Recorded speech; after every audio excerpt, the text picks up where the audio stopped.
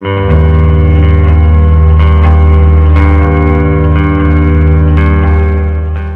magandang gabi po ng Sabado sa inyong lahat. Latest weather update po muli tayo. Kanina po nakaranas tayo ng isang bugso na malakas sa pag-ulan, especially po bandang Metro Manila, Luzon, Visayas at Mindanao. Dahil pa rin po yan sa tinatawag po natin na Southeast Monsoon or hanging habagat. Pero may binabantayan po tayo ngayon na bagong active low pressure area na may lakas po 30 kilometers per hour. Pero malayong malayo po ito sa PAR at hindi po ito magiging banta sa bansang Pilipinas. Wala po itong direktang epekto. Ang nararanasan po natin na pag-uulan madalas tuwing hapon at minsan inaabot pa nga po yun sa gabi at talagang malakas po yan. Southwest monsoon po yun na siya nga pong pinapalakas po ng mga cloud cluster na nakapalibot nga po sa labas at sa loob ng PAR. Pero magkagayon man, maging maingat pa rin po tayo kahit wala pong sama ng panahon na nasa loob ng PAR dahil siyempre rainy season po yung expect po natin. Wala mang bagyo, may mga pag-uulan pa rin tayong binabantayan ngayon. Tulad ng mga localized thunderstorm na mga habagat, which is yun po yung nagpapaulan ngayon sa ilang bahagi ng Metro Manila.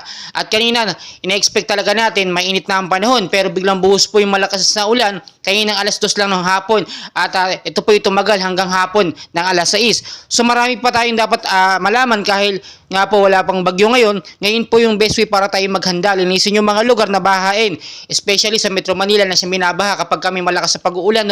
Yung mga ester, mga kanal at linisin po, tanggalin yung mga basura para makadaloy ng maayos yung mga katubigan in case po magkaroon ng sama ng panahon or mga bagyo. Kung may mga lakad naman po kayo sa hapon sa gabi, ugaliin po magdala ng payong dahil po makakaranas pa rin po tayo ng patuloy na pag-ulan. Dala nga po yan ng hanging habagat or southwest monsoon nga po na nagpapalakas po, nagpapaulan sa ating bansa.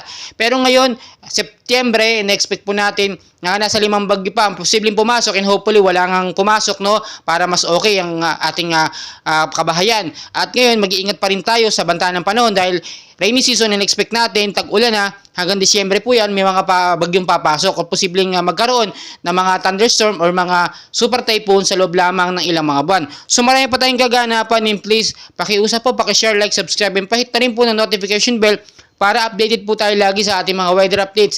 And napakahalaga pong malaman natin ang lagay ng ating panahon para hindi po tayo mangamba at alam natin kung magdadala ba tayo ng payong o hindi dahil madalas tuwing hapon po ay nagkakaroon ng pag-uulan. So maraming pangaganapan and please huwag niyo pong kalimutan mag-like and subscribe para updated kayo sa ating daily weather updates araw-araw.